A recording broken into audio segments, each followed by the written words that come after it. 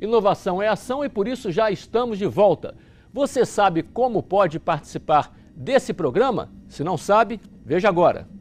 Você pode participar do programa pelo e-mail inovação@recordnewses.com.br, pelo facebook.com/recordnewses, pelo twitter.com/recordnewses, pelo WhatsApp 027 99927 6943 ou pelo telefone da nossa redação 027 34 34 57 23. A indústria não anda bem e as perspectivas para o ano que vem também ainda não são boas. A inovação industrial é uma saída para que a nossa indústria volte a crescer. Essa é a expectativa. E qual a expectativa da indústria com o resultado das eleições? Voltamos a conversar agora com o industrial e presidente do Conselho de Inovação da Findes, o Franco Machado. Franco, as perspectivas realmente não são boas à indústria, né? Não são boas. Nós tivemos um ano muito ruim e nós temos vindo de anos passados também declinantes, né? Houve uma época que o Espírito Santo tinha os melhores índices de crescimento industrial do país, né? Sim. Isso já não acontece há algum tempo. Não acontece há algum tempo, né? Nós tínhamos na época grandes projetos que um projeto só desse muitas vezes era responsável por um salto no PIB do estado muito grande. E faz tempo que nós não temos grandes projetos. Aliado ao cenário na economia mundial, nós somos um estado muito exportador, então os valores das commodities que nós exportamos, eles sofrem com a crise. Eles vêm caindo e isso impacta também no faturamento e também na redução dos investimentos da indústria. Então o Brasil está mal e o Espírito Santo não tem uma posição de destaque no Brasil, está mais ou menos no meio ali hoje. Sempre quando a gente fala assim, na inovação, a gente fala que a inovação em relação à economia é uma estratégia de crescimento por criar produtos diferenciados, soluções diferenciadas. No Espírito Santo, você preside o Conselho de Inovação da nossa principal entidade, né, a Federação das Indústrias. Sim. A nossa inovação, o nosso investimento em ciência e tecnologia também anda mal como a indústria de modo geral? Sim, o investimento ele precisa melhorar. E é importante a gente separar a ciência e tecnologia da inovação, né? Uhum. A ciência e tecnologia normalmente ela tem um cunho bastante acadêmico e a inovação ela já tem um cunho mais empresarial. Muitas vezes a inovação é a transformação da pesquisa no produto. Sim.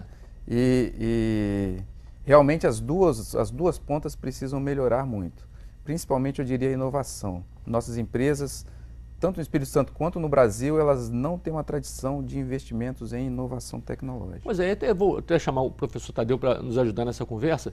A gente sempre vê iniciativas aqui ou ali para discutir a inovação, para tentar criar essa cultura, levar essa discussão para dentro das empresas, mas ainda há uma resistência por parte do empresariado, há uma distância também da academia como que a gente vive falando, aquela lacuna, aquele espaço que tem entre a academia e o mercado. Professor Tadeu, o senhor percebe dessa maneira? Ainda existe essa dificuldade de comunicação e da abertura de diálogo e de cooperação, né, da criação de espaços de cooperação. Daí a importância de, por exemplo, a gente criar o Parque Científico Tecnológico aqui na região metropolitana da Grande Vitória. Nós imaginamos que esse ambiente, também esse ecossistema... É um pleito antigo também, pleito né? antigo, mais de 20 Mas está andando, anos. já começou a andar isso aí, né? Está com a mensagem do governador na Assembleia para votar agora o repasse de 25 milhões de reais. Que é esse que o senhor se referiu anteriormente. Que autorizado já viabiliza o lançamento dos primeiros editais para construir o primeiro prédio, que é o Centro de Inovação, que é justamente um ambiente onde nós esperamos ver empresários como Franco e grupos de pesquisa, instituições de ciência e tecnologia, incubadoras de empresas, centros tecnológicos, inclusive privados de empresas, irem para esse ambiente trabalhar juntos. Esse é um grande desafio ainda no Brasil, porque a produção de conhecimento, que é o trabalho da academia, hoje o Brasil é bem sucedido. Falta transformar esse conhecimento em produtos para a sociedade, em serviços para as pessoas. E o Franco, ele está lá, como a gente falou, está presidindo um conselho que reúne uma parte significativa do empresariado interessado em inovação, quer dizer, nem todos estão lá, evidentemente, os que estão ali são aqueles que já percebem a importância disso, mas você diria que há uma evolução hoje nesse pensamento, na necessidade de se implantar essa cultura nas empresas? Há uma evolução, com certeza. Precisamos andar muito ainda, né? Mas há uma evolução. O empresariado percebe a necessidade de se diferenciar, de agregar valor aos seus produtos, Você pode dar algum processos. exemplo de alguma coisa que a gente tenha avançado nesse sentido na indústria? Olha, eu dou um exemplo com relação ao último edital da FAPES, por exemplo, o edital Tecnova. A gente tem um passado recente um histórico onde poucos projetos eram apresentados e sobrava muito recurso. Apesar de ninguém inovar, sobrava dinheiro para inovação. E no edital do Tecnova, da FAPES, a gente teve 65 propostas apresentadas e 39 projetos aprovados. Então, assim, foi um número recorde tanto de recurso, ou seja, o governo fez o dever de casa dele e as empresas também apresentaram uma quantidade expressiva de projetos. Quando sobra dinheiro, a reclamação que a gente costuma ouvir é que as pessoas não sabem, na verdade, encaminhar os projetos da forma como as instituições de fomento exigem. Isso e é aí verdade. não é que sobre por falta de interesse, sobra por falta de conhecimento da forma de captação até, né?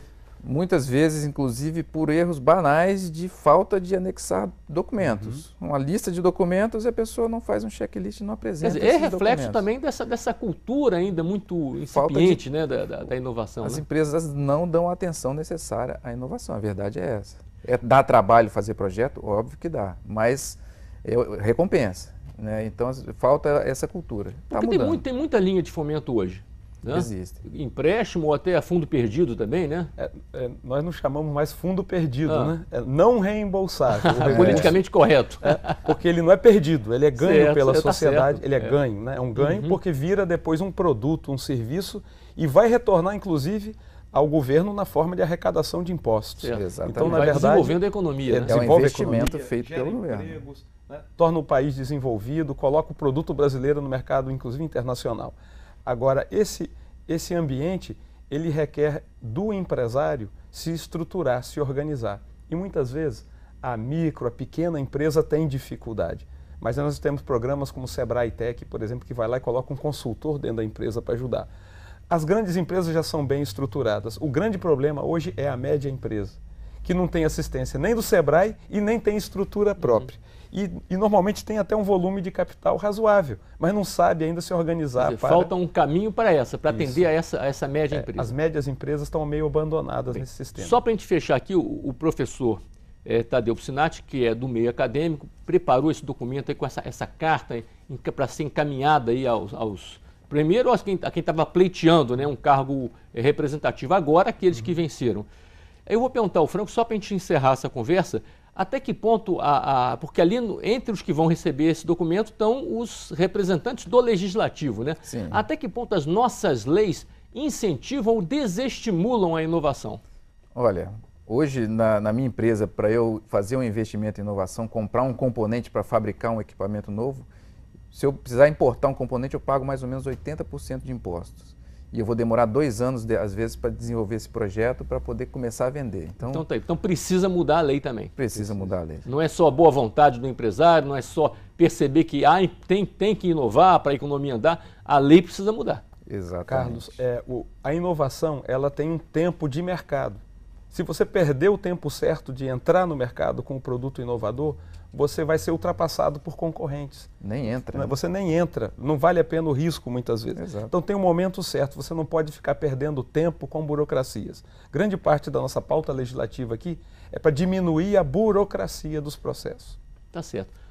Franco Machado, muito obrigado por sua presença aqui, por representar aqui as ideias da Federação das Indústrias. Nós que agradecemos. Professor Tadeu Piscinati também, obrigado por ter trazido para a gente essa carta aberta, explicado como é que isso vai funcionar. Boa sorte aí nesse prosseguimento da interlocução com os nossos representantes eleitos nas últimas eleições. Ok, em nome da comunidade nós agradecemos. Estamos com agora a petição pública na internet. Nós vamos ampliar a captação de assinaturas agora para conversar com os parlamentares eleitos e com o governador eleito. Como a gente falou antes, a carta era aberta, agora já tem endereço, Tem né? endereço. Então acho que a coisa pode caminhar mais rápido agora, né? Com certeza. Obrigado mais uma vez. Obrigado. No próximo bloco vamos conversar com Wagner Fafá, presidente do Instituto Brasileiro de Inovação, e nosso professor Pardal, sobre os preparativos para a Semana da Ciência e da Tecnologia e o evento Momento do Inventor. Voltamos em instantes.